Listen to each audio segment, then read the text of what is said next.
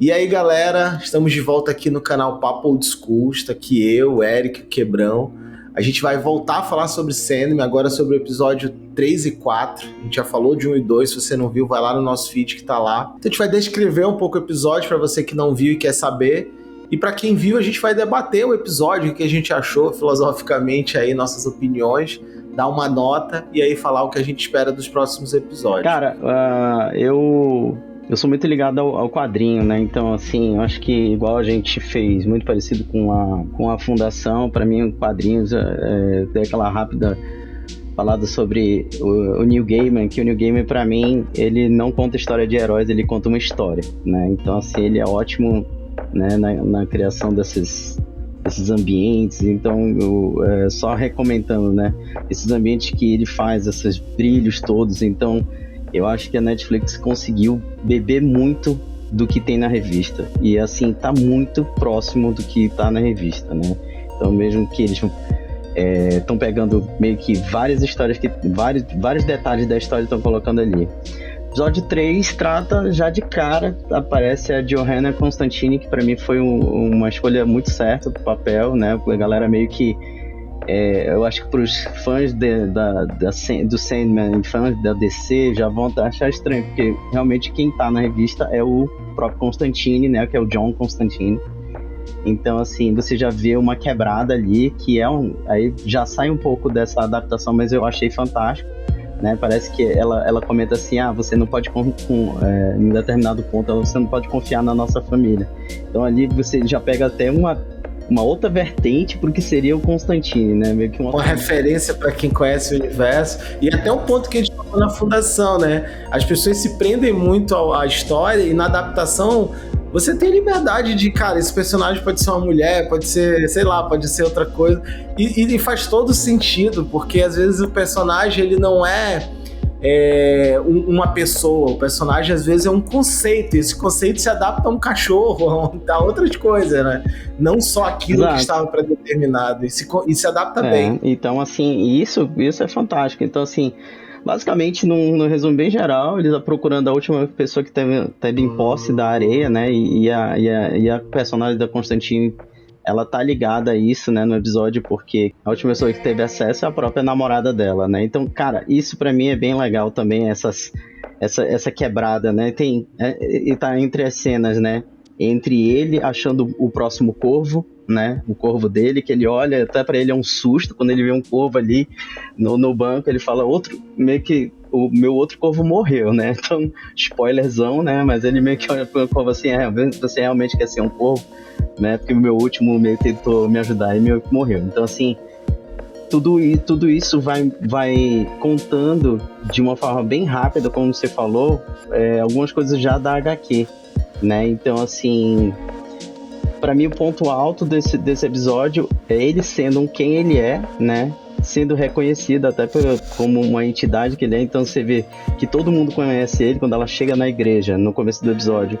E aquela velha vira e fala pra ela, eu só tenho 280 anos, eu sei o que eu tô falando. Então ela entra lá, ela realmente faz aquele papel do Constantine, que é uma pessoa que foda-se o mundo, não tá nem aí, né? Faço o meu trabalho, né? Eu faço meu trabalho e tal. E aí ela até tem uma hora que ela fala assim, eu só tripliquei a conta, né? Quando ela exorciza aquele demônio e tal. Então, assim, essas nuances que tem... Eu acho essas jogadas muito legais, né? Assim, de aproveitar esses ganchos, essa personalidade dela que é teimosa e tal. Mas no fim você mostra o personagem muito parecido com o que ele é. Ele não é um cara que tá ligando muito pro que tá acontecendo, ele tá atrás dos objetos dele e a areia faz parte dele. Tem até uma cena que ele fala, a areia faz parte de mim. E quando ele vê, a menina tá com areia e ela tá seca, né? Que ele vira e fala pra ela bem assim, a areia não foi feita pra humanos. Isso não foi feito pra humanos usarem, né? Então você vê que mostra muito, acho que que o ser humano às vezes quer brincar um pouco de Deus, tem toda essa coisa, né, desse Sandman, tem muito disso, né? Tem muito cristianismo, né? Cristianismo não.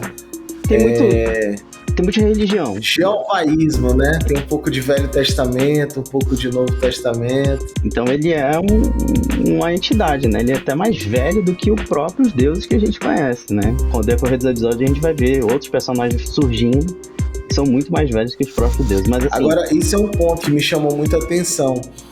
Eu tô encantado com a série, assim, eu sou muito difícil de assistir série porque o roteiro lento me incomoda, então eu paro de assistir série quando a história fica muito lenta. Então eu prefiro aquelas séries que, tipo Chaves, assim, sabe? Um episódio não tem nada a ver com o outro, porque ele cabe em si próprio, né? Ele tem começo, meio e fim. Existe uma historinha que pula de um episódio para outro, mas não é uma linearidade. Eu adoro isso. Black Mirror, né, é assim, cada episódio tem sua história, há uma conexão ali entre um e o outro. Eu tô amando a construção dos personagens. Pra mim, o ponto mais marcante dessa série é como os personagens são uma história em si. O primeiro episódio, que é do Burgess, assim, gira em torno do Burgess lá, cara, é uma história completa ali dali é uma, né, fim ali, então... E isso acontece também praticamente a cada episódio. Você tem um novo personagem, você tem a Constantine, e a história dela é meio que uma introdução, fala um pouco disso. E o Sandman, ele se torna meio que um grande coadjuvante das histórias das pessoas, né? Então é aquela coisa, a série não é bem sobre o Sandman, é no universo do Sandman, mas as séries são sobre pessoas que estão envolvidas, e cada episódio tem uma pessoa protagonista e a história gira em torno dela. Eu imagino dessa forma. Cria uma imersão, né? As histórias estão acontecendo, por exemplo, tem o lance da realeza lá, e ela tá pra casar com um demônio, eles acham que é ela que tá possuída, então tem uma outra história paralela acontecendo e você sente que existem várias histórias. Isso dá a impressão de que o mundo tá vivo, que é um mundo real, assim. Por mais surreal que seja, te dá a sensação de que tu tá realmente num mundo vivo, onde várias histórias estão se cruzando. Cada personagem que aparece, o Eric conhece mais os quadrinhos, se duvidar, cada personagem que aparece, ele tem o seu próprio arco em alguma outra história. Eu tenho essa sensação, dá uma impressão, aquela velha que aparece dizendo que ela... Exatamente. Ela dá a impressão de que ela já tem um background ali, que ela já tá vindo de algum lugar, já é conhecida. Algum lugar. E assim, ao mesmo tempo que ele explica muito alguns personagens, tem outros que eles não explicam, né? Tipo, o Corvo apareceu, é o Andrew. A senhora tava lá na rua e falou, tá ali, não sei o quê. Então, tipo assim... Os personagens são incríveis, assim, me lembram o Gabriel Garcia Marques, né? Ele é conhecido porque cada personagem do livro dele é incrível, cara, assim, tu quer esquecer a história e focar só naquele personagem. Parece jogando The Witcher, né? O cara esquece a história principal, fica só fazendo as histórias secundárias. Nunca zera o jogo, fica na side quest pra sempre, né? Tem um meme que é a pessoa falando assim, a vila principal tá pegando fogo com dragões enquanto eu tô aqui resgatando flores pra esse aldeão, né? Tipo, o cara tá tão preocupado com a side quest. Cara, eu fiquei encantado, sinceramente. Eu acho que eu gostei mais do que da Fundação até agora. Pela complexidade dos personagens, eu tô amando. E eu acho que pra finalizar essa questão do 3, tem a conexão, né, com o Pesadelo, que é aquele cara de óculos que aparece, né? Ele ele é o vilão, né? Então, assim, ele Porra, pera aí, calma, tu deu um spoiler agora sério, que até agora ele... Ele quer destruir o Sandman, né? Ele deixa claro isso nos primeiros episódios. Mas ele é o pesadelo, né? Ele é um pesadelo que fugiu do controle, né? Por causa que o Sandman desapareceu por anos. Então, assim... Na verdade, no começo da história, o Sandman vai pra Terra buscar esse cara. Exato, aí ele é capturado. Ele é pego por engano, né? A magia que o cara fez lá, ele queria aprisionar a morte. Só que acabou que o sonho tava ali na hora e ele foi pego. Exato, então, mas assim, então tem os pequenos detalhes, né, pra quem conhece um pouco mais da HQ, vão se mostrando, e eu gosto dessas pequenas aparições e tal. Então, assim, a gente ainda vai ver mais coisas, né? O episódio 3 termina meio que ele com ela virando pra ela e falando assim, cara, você não vai ter mais aquele pesadelo. Ou seja, você vê que ele tá voltando a ter o controle das coisas, né? A menina morre, né? A namorada morre, ele dá uma morte digna pra ela. Exato, ele dá uma morte digna pra ela porque ele vira pra ela e falou assim, ela morreu bem, ela morreu sonhando. Então, assim, E o Corvo até fala pra ele, né? Foi muito legal o que você fez lá. Então, assim, será que o sonho, as entidades começam a ter um pouco dos sentimentos humanos, né? Porque eles são eternos, né? Então, assim, a gente vai ver outros, vai ver a morte e tal, vai ver, cara... Percebe que no começo ele tá meio foda-se, né? Ele pegou o saco dele e já quer ir embora. Constantine fala, ei, peraí, tu vai deixar isso desse jeito aqui? É assim mesmo? Não vai fazer nada por ela e tal, O impulso dele é pegar a areia e foda-se. Valeu, falou. Falou. E se tu parar pra pensar, o que ele faz pra ela, no nosso ponto de vista, é muito incrível. Mas no ponto de vista dele, tá bom, vai. Ok, vou te dar uma morte digna. Eu tô achando, inclusive, ele muito complacente, assim. Ele tá muito bonzinho. Não sei se na HQ é assim. Não, na HQ ele é muito mais sério. Mas na série ele tá muito humano, pô. Ele tá sentindo dor e tal. Eu até falei pro Quebrão no episódio 1 e 2, todos os olhos estavam marejados, tava todo mundo chorando, porra, na série, né? Na HQ ele é outro personagem, né? Assim, apesar de, tipo, a escolha do autor ter sido muito boa, eu achei que a escolha do autor foi bem legal. Era um cara meio desconhecido. E assim, o que é o Sandman, né? Um cara pálido, branco, cabelo preto, né? Esguio, que é o que o cara é ali. Mas assim, na HQ ele é mais sério, né? Então, mas assim, é óbvio, né, cara? A gente sempre tem que ir pra essa coisa que pra tornar uma série atrativa e vendável, tem que ter uma coisa a mais, né, cara? O público quer... E o público da TV é outro público, né? É um público que precisa de uma coisa mais mastigada, uma coisa mais romântica. Exato e tal. Eu achei bem legal, foi uma grande... De novo, né? De um episódio pro outro, tá sendo bem mais rápido, né? Então eu quero ver o que vai acontecer, acho que até sei lá, acho que são 10, eu acho, né? Quero ver o que vai acontecer, sei lá, do quinto pra frente. Se ainda vão manter essa velocidade, porque a revista, ela... são 90 edições, né? Porque acho que a Netflix vai focar em 3, né? Em 3 HQs. Na realidade, porque essas 3 HQs, elas são os 16 primeiros volumes do Sandman. Então eu quero ver como é que vai ser isso aí, né?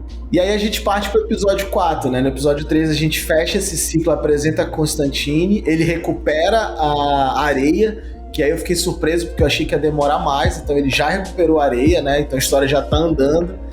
E aí o episódio 4 ele vai em busca do elmo dele no inferno, né? Então... O final do episódio 3 termina com o Corvo meio que... Sério que a gente tá indo pro inferno agora? Tipo... eu acho que a cena final dele é eles indo pro inferno, né? E aí ele descobriu com a Constantine que o elmo tá no inferno. E aí ele vai pra lá com um corvo e há uma terra gigantesca, sombria, que ele atravessa até chegar nos portões, né? E aí ele fala pro corvo que existe todo um protocolo que ele tem que seguir lá pra poder entrar. Ele tem umas... O portão tem um monte de corpo assim amontoado, né, no arco de entrada ali do inferno. Aquilo me deixou agoniado, porque eu fiquei imaginando, cara, e será que uma pessoa dessa, alguém que foi condenado a viver no inferno a eternidade, eu fiquei me imaginando nessa situação de estar preso do lado de uma porta e uma vez a cada 1000 anos chega um visitante e a minha função é... E aí tem um ponto legal, olha só, o inferno dele é frio, né?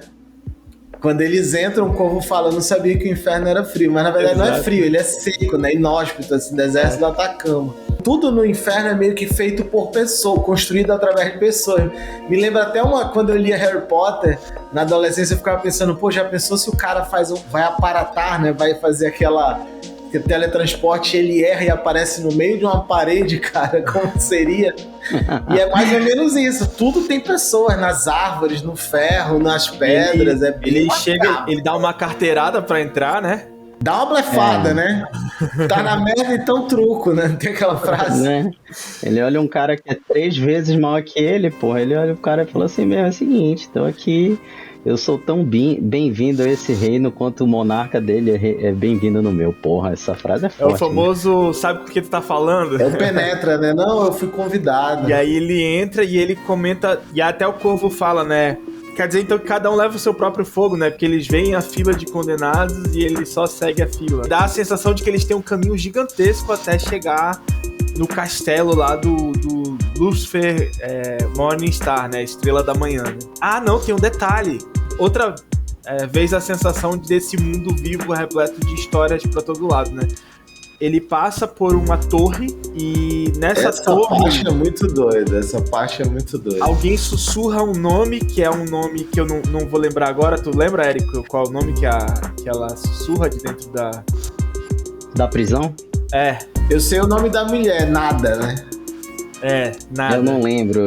Ela fala um nome que dá a sensação de que é como um dos nomes do Morpheus, né? Então a gente chama de Dream, de sonho, de Morfeu. Outro dia eu ouvi que ele é chamado aqui de João Pestana. Eu não sabia desse título dele, né? E aí ela fala que quando ele vira pra ela, ele é o Tony Garrido. Não, brincadeira. Cada pessoa vê ele de uma forma, né? Kaiku. E aí ela vê ele de uma outra forma e dá a sensação de que eles tiveram um lance ali, né? Eles tiveram algum lance há 10 mil anos atrás que ela magoou profundamente ele. Não sei o que ela fez, não, mas foi sério. Com certeza chifre, né, Eric? Pelo nível ali da conversa, chifre, né? Certeza. Ele quase abriu quase virou uma dose pra continuar. Ele não aparece a cena, mas ele dá um ali na ipioca e bora, continuar aqui. Tiraram o áudio também que... Tava tocando a música do Reginaldo Rossi, né? Eu ouvi, tava tocando o Reginaldo Rossi na hora dessa cena.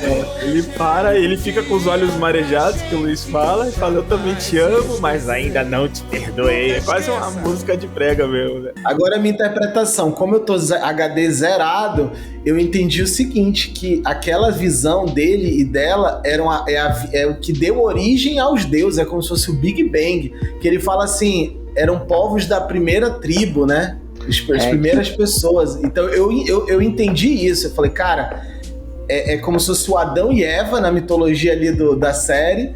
E dessa tribo as pessoas viraram os deuses que deu origem ao mundo e tudo mais. Eu entendi isso. Caramba, eu não tinha pensado nisso.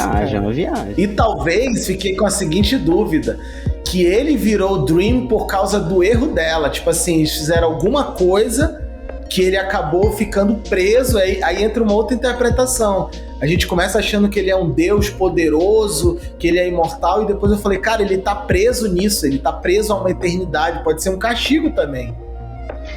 É que... O Eric sabe demais. Deu uma respirada profunda agora, né? Não, mas assim, o que dá pra falar sem estragar muita coisa é o seguinte, é que as entidades, elas são mais antigas do que os deuses. Né? Então, por exemplo, quando ele fala do Lúcifer, ele conhece toda a história do Lúcifer, né? E até o Corvo brinca, pergunta pra mim, mas ele é mais poderoso que você? Ele fala muito mais, ainda mais agora, né? Que ele tá sem as coisas dele. Mas ele, só pegar o gancho desse negócio, a ideia da menina, cada cultura, achei legal essa interpretação, né? Cada cultura, ela realmente, ela chama a entidade do jeito que ela quer, né? Então ela chamou ele pelo nome mais antigo dele, né? E aí isso foi mudando, virou Sandman, se a gente for João Pestana e tal. Então, as entidades, elas não são deuses, mas elas são poderosas porque elas são muito antigas. Então, quando você pensa no sonho, cara, sonho é uma coisa muito antiga. O sonho existe desde que o homem existe, né? Então, o homem já sonhava e tal. Então, assim, pensem nisso. Pensem, né? Quando for pensar em Sandman, pensem no sonho, no desejo. Coisas que a gente sente são entidades, né? Que controlam. É como se a gente fosse sempre envolvido por outros mundos, né? Exato, marionetes, né? E agora tu falou, eu lembrei, ele dá um spoiler, que o Corvo pergunta assim, mas o Lúcifer existe, o inferno existe? E ele fala assim, você acreditava nele quando você era vivo? E aí mira porque o Quebrão acabou de falar. Na verdade, essas pessoas existem em tese porque outras pessoas acreditam, mas cada um acredita de um jeito. E ele se mostra de um jeito para cada crença, né? Exato. Se a gente for ver, por exemplo, um filme que mostra muito isso é aquele Encontro Marcado do Brad Pitt, que é com o Brad Pitt e o Anthony Hopkins. O Brad Pitt é a morte, ele interpreta um ser eterno, ele é a morte.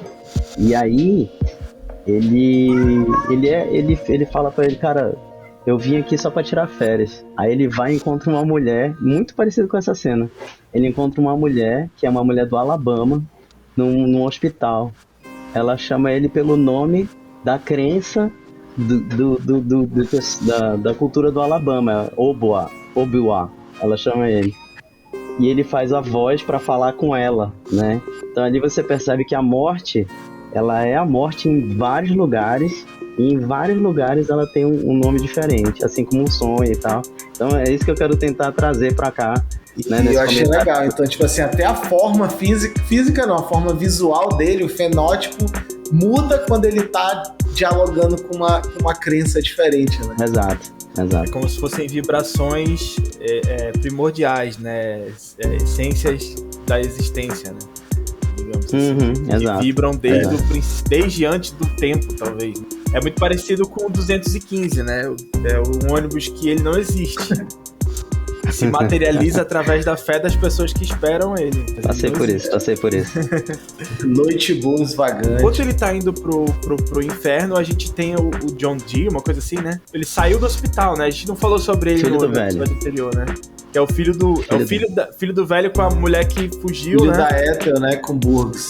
Ela dá o amuleto pra ele. E ela morre em seguida, né? Imediatamente depois ela morre. Ele pega o amuleto e ele tá indo atrás do Rubi também. E aí é uma cena que eu gostei muito porque é ambígua, né? Ela parece muito gentil e eu desconfio dela. E aí ele parece frágil e vulnerável.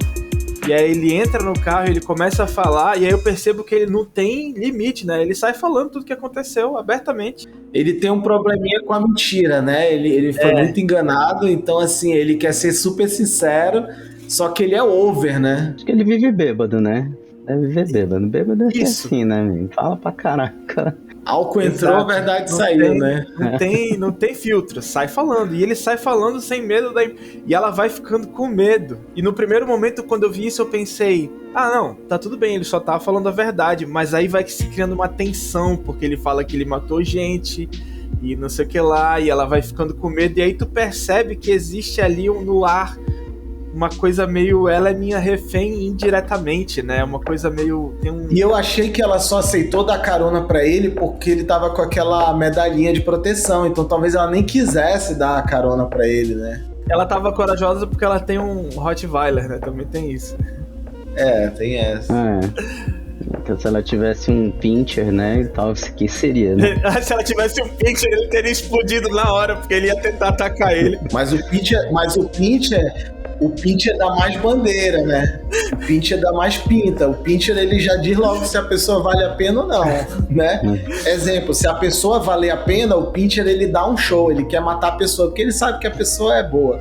Agora, se a pessoa não prestar, o pincher fica bem quietinho. Ele sabe que é assustador, né? É punk, né? Caralho, eu acabei de perceber que eu não sou uma boa pessoa. Caramba, o pincher fica calado contigo? Domador de pincher. Já entrei em várias casas e o pincher ficou meio assim... Caralho. Então, Eric, isso aí é 10 mil anos isso aí, cara. Isso aí é uma coisa muito antiga. Ou seja, Eric, na hora que ele fala assim pra mãe dele, eu transformei o Rubi, eu modifiquei o Rubi, pegando o gancho que ele tá sempre bêbado, ele transformou o Rubi, o que? Num conhaque, né? Aqueles conhaque de cachaceiro de filme que ele fica abrindo aqui no paletó, né? Só que infinito, olha aí. Olha aí. Né? Aí o cara brincando com a magia, né? O pai dele foi considerado um grande charlatão, né? Mas ele pode ser uma salvação para a humanidade. Ele fala que o Rubi concede desejos, né? Realiza sonhos. Isso. Que ela mostrava pra ele uma vez no aniversário dele, né? Uma vez por ano ela deixava ele ver, tem todo um lance desse. E aí uma das vezes ele fez nevar no quarto, né? Imagina o quanto não buga a cabeça de uma criança um negócio desse, né? Cara, é a mesma coisa de ter muito dinheiro e entrar na PB Kids. Alô, PB Kids. É tipo aquele velho sonho, né? De dormir no shopping, o shopping fechava você lá dentro e pronto, é tudo meu, tudo de graça. Não precisa ter dinheiro, é saber quebrar as coisas. Socialismo, né? Uma sociedade, tudo é meu, eu posso quebrar, brincar à vontade. Tudo bem que você vai preso no outro dia, teu pai, tua mãe, teu cachorro. Não, quando é criança tu nem pensa nisso, eu nem pensava nisso. Eu falava, cara, é oportunidade. Se eu tô aqui, se eu dormir no shopping, a culpa é do shopping, eu posso fazer o que eu quiser, o culpado é o shopping por ter permitido eu dormir aqui dentro. Eu pensava assim. Rapaz, o máximo que aconteceu comigo quando era criança é que eu fiquei preso na bodega do seu Beckenbauer. 8 dias, né? Não, meia hora eu acabei com o negócio. Meu pai falou, meu filho, fica aqui rapidinho que eu vou sacar dinheiro. Aquele velho truque, né? É truque, né, velho? Entrou no ônibus, foi embora pra Belém, aquela história. Mas vamos voltar pro inferno. No inferno, ele ele chega com o Lúcifer, né? Ele fala, vê aí então, se tá com alguém aqui, tem que ver com quem que tá aí, procura aí, eu não sei como é que ele faz a... Não, e tem um ponto. Lúcifer é uma mulher. Exato, a atriz é uma mulher. Que é a Brienne, né? Já é uma quebrada de estereótipo absurda, né? Uma mulher bonita, de branco e tal. E enfim, eu já fiquei chocado com essa cena aí. Uma informação sobre esse Lúcifer aí, esse Lúcifer Morningstar é o mesmo Lúcifer da outra série Netflix chamada Lúcifer. É a mesma pessoa, é o mesmo personagem. Caramba. Então, eu não sabia. É o mesmo, assim, não é o mesmo ator, mas é o mesmo ser, é o mesmo personagem. Assim, é do Neil Gaiman? Não. É uma série policial que é muito boa, tipo umas comédias meio policial e tal, mas cara... tô ligado. Mas é do universo da... Não é do universo da DC, mas é o mesmo personagem. É tipo, é tão debochado. Não, o Lúcifer existe, cara. É ele, na verdade é ele. Não, o que eu quero dizer é que eles são... Existe pra quem acredita, né? Eles são o mesmo personagem entre as séries. Se colocar os dois, é o mesmo personagem. Não... Tipo, as lembranças, o que acontece, tipo assim, né? Como se fosse a mesma linha do tempo. Pra ele recuperar esse elmo, ele precisa...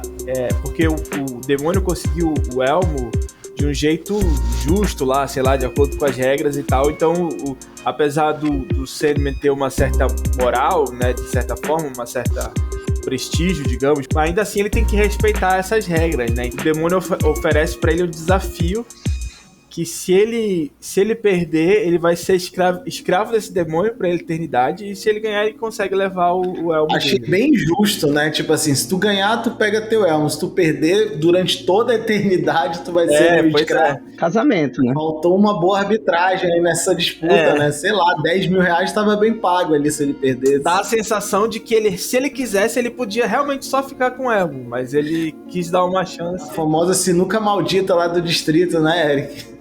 Exato, dali da bola da Suframa. Errou, já era.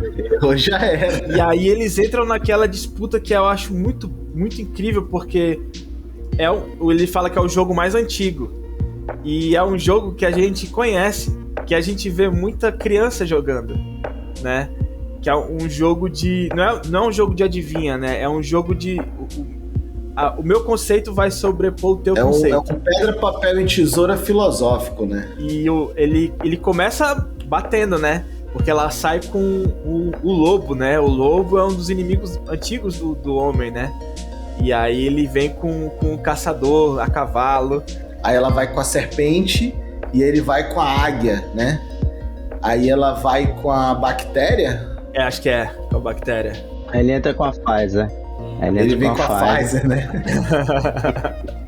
E aí eles vão escalando para uma escala gigantesca, né? Ela vem com não sei se é ele ou se é ela já com a supernova, né? A última dela é a supernova, fica tudo escuro. E é uma cena incrível, né? A última dela é a antimatéria. Que é o nada, que é a escuridão total. Que ela fala que ela é a supernova, ele fala que ele é o universo. Aí ela diz que ela é a antimatéria, antivida, ela chama, né? E é a hora que o corvo chega e fala: vamos lá, campeão, você não pode ficar aí e tal. Ele achei muito, mas ok. Não precisava, né? Vai. Mas ok. Vamos lá, cara, tipo UFC, né? Dá uma cuspida na cara do cara. Exato. Bora, porra! Bora, cara! Ali o tiro limpa do lado do Whindersson Nunes ali, né? Eu vou ter a tua mãe, ó. Essa aqui é a tua mãe. Porra, eu apostei tudo que eu tinha lá no PixBet, tipo, bora, bicho, bora! E aí ele fala: eu sou a esperança, que é o conceito que consegue... E isso é louco porque também tem um pouco de leve uma ligação com que a Nada falou pra ele pouco tempo antes, né? que ela fala que ela vai, não sei se... Eu nunca vou perder a esperança. Ou então ela fala que vai esperar ele, não sei se só faz sentido em português, né, porque tem alguma proximidade. Mas aí ele detona, né? Eu gostei mais da resposta do Corvo. O Corvo fala, você é o sonho, e os sonhos são eternos e tal. Achei que tipo assim, tinha que ter um juiz para arbitrar essa resposta, mas eu ia achar legal. Por mim, ele perdeu, tá? No VAR ele perdeu, porque a esperança é uma coisa muito humana. Quem tem esperança somos nós, né? Então, assim, a antimatéria perder pra esperança... Porra, é só o Exato, mas é exatamente por isso que tem tanta entidade puta com o ser humano, porque a gente é um nada, mas ao mesmo tempo a gente é como se fosse o queridinho da criação, sabe? Faz sentido, a gente meio que tá chegando lá, né? Daqui a pouco a gente tá criando vida e tudo mais. É complicado, bicho, é melhor parar logo, né? Melhor parar aqui, a humanidade acabou já. Vários ônibus que eu quero descer, né? Vários ônibus que eu quero descer. Tá muito ônibus hoje, né? O Quebrão já deu uma referência aí do 300 e quanto, Quebrão? 215, 010, 712, 714. Eu andava no... Qual era o que eu andava? O 427, pô. Era elite. Ali era mas elite, era rico, né? Que nem o Casemiro. 427 era elite, cara. Era top. Só faltava ter ar-condicionado. Desde que nem tinha ar-condicionado, ele já nasceu com ar-condicionado já. Ele era um eterno, né? Um eterno. Outra brincadeira com o eterno é que eles são todos com D. Aí eu lembrei da propaganda da Embratel, né? Sou D. Os irmãos do Sandman. Os irmãos do Sandman ficaram muito famosos no Brasil nos 2000. Quando ele vai sair do inferno, tem aquele momento meio... Peraí, por que a gente vai te deixar sair? A gente pode te guisar na porrada aqui, simplesmente. É um monte de demônio, eu sou o diabo, eu sou muito mais poderoso que você. Ele sai do conceito e entra na realidade, né? Na realidade, ninguém precisa te obedecer aqui, tu não precisa sair com isso, não. E aí ele dá outra carteirada, né?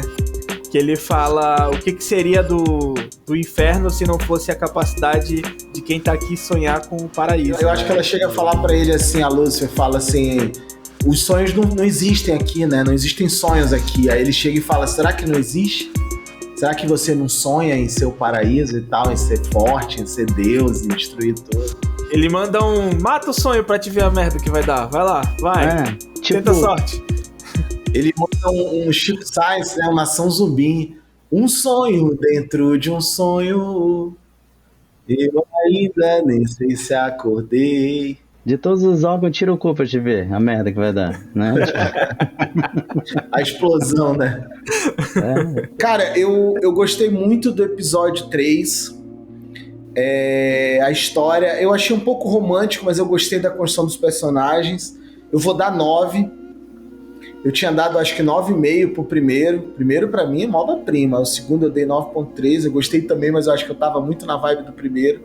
Pra esse eu vou dar 9. Pro 3. Mas pro 4, o 4 pra mim é muito envolvente. Eu vou dar 9,4. Ele não supera o primeiro, mas ele é muito próximo do primeiro. Então, eu vou dar 9 pro 3 e 9,4 pro 4. Vou dar só 8,5 mesmo. Pros dois. Crítico, pronto. Né? Crítico é o cara, o ego do Ratatouille. Exato. Tão chato quanto. Mas é porque o que eu tô gostando é mais... de novo, né? A interpretação é sempre muito boa e eu acho que os caras... cada episódio custou em volta, por volta de 12 milhões de dólares. Então, tem muita... Como eu falo, né? Os caras têm um material muito bom, que é a própria HQ, e tem muita construção de cenário, som e tudo mais. Então, o Luiz sabe que eu sempre gosto muito de olhar para essa questão do som. Eu sou um cara meio que gosta de... Não me prenda a detalhes, que nem aqueles caras que falam, porra, o cara teve aquele erro de cena. Não é isso. Mas eu gosto muito da construção de tudo, né? Então a emoção, ela vem com o som, ela vem com a imagem, ela vem com uma coisa. Então acho que do primeiro teve muito mais ganho disso. Ele ganhou todo mundo no primeiro e segundo episódio. E o 3 e 4 é uma continuação e assim, tá bom, né? Então acho que tá legal. Pra mim vai ser 8,5. Todos dois. Tipo Pedro de Lara, né? Aí é isso, seu Pedro de Lara. Né? Tipo, falou. Por mim não passa. Não passa. Eu dou 8,5 pro 3 e eu acho que o 4, né? Eu dou 9. Acho que gostei bastante dessa visita dele no inferno. Eu gostei muito da cena do desenvolvimento do John indo, se mostrando um vilão sinistro. Bêbado. E tem um detalhe, né? Que ele vai no caminho, ele mata o balconista lá, ele mantém ela presa, e no final a gente acha que ele vai matar, fazer alguma coisa, explodir o cachorro dela, ele me surpreende que ele dá o colar de proteção pra mulher. E vai Essa embora. eu achei incrível. Louco, A Rosemary, eu acho, né, o nome dela. Rosemary, exatamente. E é muito caótico, né? Eu tô, inclusive, expectativas pros próximos, né? Tô querendo saber o que vai acontecer com esse personagem, né? O que ele vai fazer. Tu já assistiu o 5? Não, Eu assisti sem querer. sem querer Eu não querendo. entendi como sem querer. Eu achei que tu tinha assistido o 5 ao invés do 3. Não, eu assisti sem querer porque eu comecei a assistir o 5 achando que era o 4. Aí eu falei, Não é, putz, é o 5, não era pra eu ter assistido. Mas eu já tava na metade, então... Só que eu já tinha visto o 4. Só que na minha cabeça eu tinha me perdido, achei que o 3 era o 4, entendeu? Eu achei que eu tava na ordem certa. Cara, do Luiz tá que nem eu agora. Na nossa idade, a gente não assiste mais TV. A TV assiste a gente. Então, assim, A TV nos tem por alguns minutos, né? Pra vender ali um Dorflex duplo. Exato. Um Buscopan combinado. É isso. Ela é isso tem que 10 acontece. minutos pra nos convencer e geralmente é remédio. E olha lá, porque quando aí pega o sono já, então ele começou no 4, a verdade é essa. Ele começou no 4 quando ele a TV tava assistindo ele, aconteceu alguma coisa. Caralho, tu entendeu? Ó, pra minha defesa, eu tô assistindo na academia, eu levo o iPad, aí eu deixo o iPad na esteira, eu fico ouvindo e assistindo, é uma experiência Tá muito doida. Eu tô fazendo um exercício físico, ao mesmo tempo eu tô vendo o Lúcifer lutando, É igual um pato, né? Não faz nada bem, né? Não malha bem, não assiste bem. E Tá bom. Arilson, essa é do Arilson, hein? Detectado. Vou marcar no meu bingo aqui, tá? Marquei no bingo aqui. O pato não faz nada direito. Filhos do Arilson, mano. Filhos do Arilson. Um abraço, Arilson, se você ver esse vídeo aí. Os filhos do Átomo, tem os filhos do Arilson. Obrigado por tudo, inclusive por nada. Pessoal, vamos nos despedindo aqui. Se você gostou, comenta aí o que você achou. Semana que vem a gente vai gravar o episódio 5 e 6. Esperamos vocês lá, deixe seu comentário e até mais. Até mais, pessoal. Vamos unir nossas dores, chorar e beber.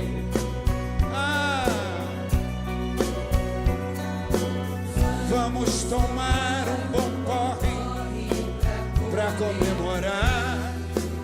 Sabe por quê? Sabe por quê? Hoje é o dia do forno. Foi bom te encontrar.